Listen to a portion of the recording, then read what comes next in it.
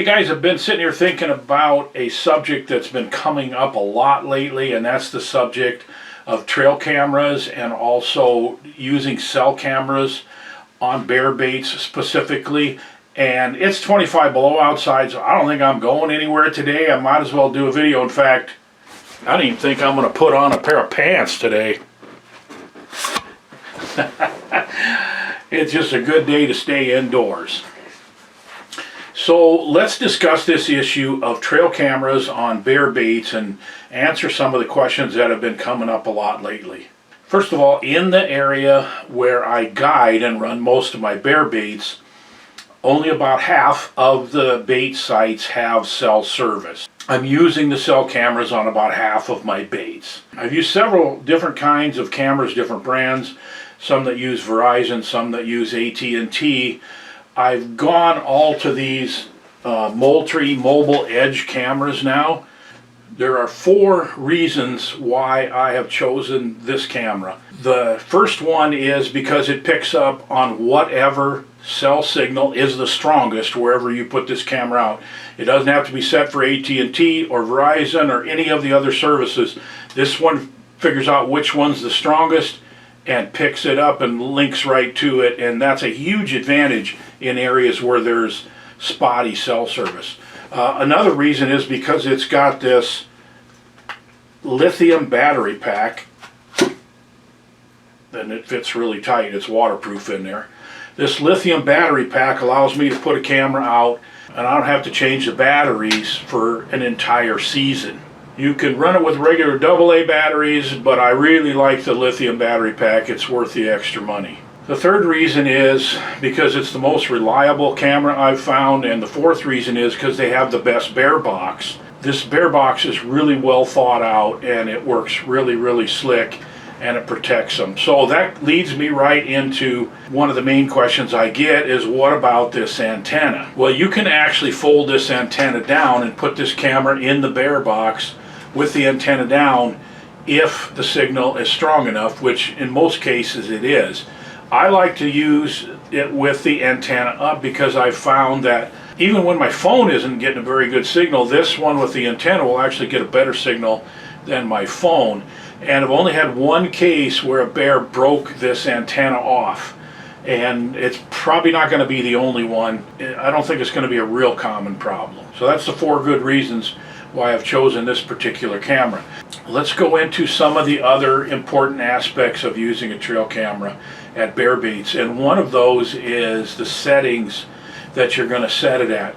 And when you have the bears are really hitting your bear baits and they just keep coming, you can run your batteries down, you can take thousands and thousands of pictures, and you don't really want that.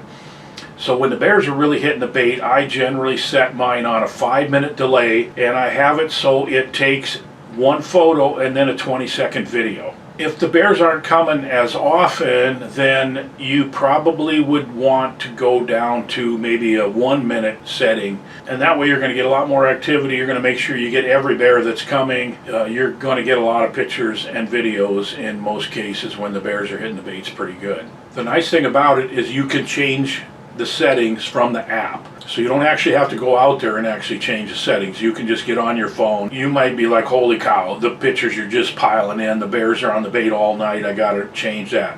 And you can do that right from your phone anywhere, whether you're in the tree stand, whether you're at home, in the truck, or whatever. Anytime you want, you can change it. And speaking of the app is really intuitive. I really like the way you can download the pictures, you can download the videos, or you can just delete bulk, or you can put certain photos in certain files. So you might want to make a file just for one particular bait, put all the photos and videos in that one, and have bait number 2 over here where you put all the photos and videos in that one.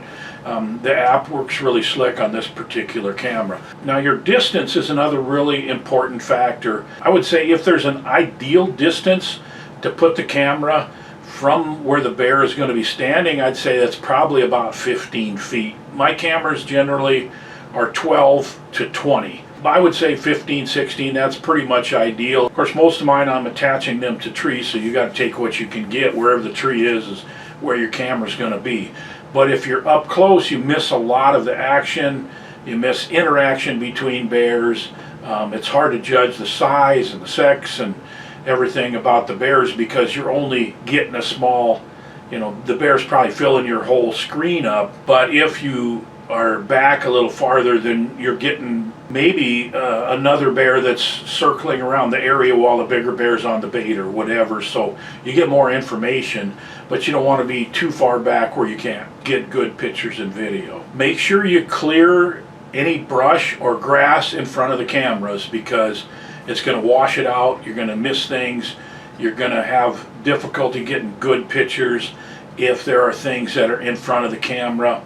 It's not only going to mess up your pictures, but if the wind blows and starts moving things around, it's going to trigger your camera when you don't want it to be triggered. So I use a machete. It's the easiest way for me to just chop everything down that's right in front of the camera and clear a nice path between the camera and the bait. It's really worth taking a little extra time to do that. As I mentioned about the bear box, I put all of my cameras in a box because you have to protect these cameras from the bears.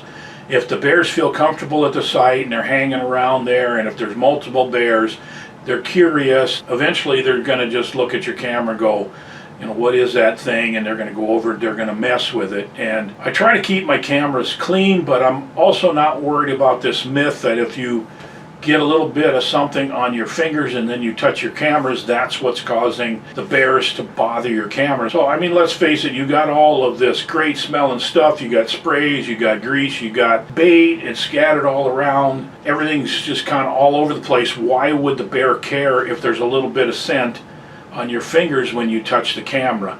Don't worry about that. That's not the reason why the bears mess with your cameras.